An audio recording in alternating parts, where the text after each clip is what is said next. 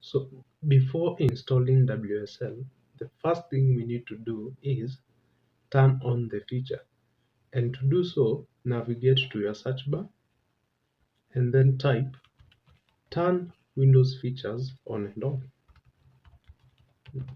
You'll see it, click on it, and then maximize it. The third last option you'll see is Windows Subsystem for Linux.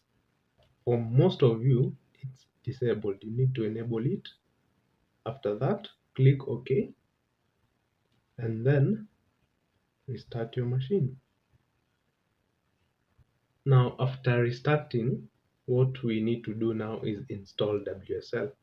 And to do so, navigate to your search again, type cmd, and then run as administrator. Press yes, and then you need to type in WSL --list again online. What this command does is display all available distributions of Linux. You can either choose to install Alma, you can either choose to install Debian, Fedora, Ubuntu, or Kali, even Arch Linux. To install a distribution, you use the command WSL --install -d, short for distribution, and then you choose.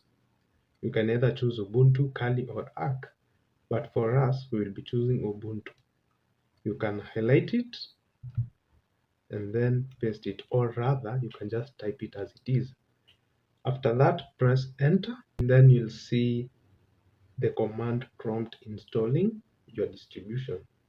When the installation is complete, navigate to your search. For those who downloaded the Ubuntu, search for Ubuntu. If you downloaded Kali, search for Kali. Open, you'll be prompted for a username and a password.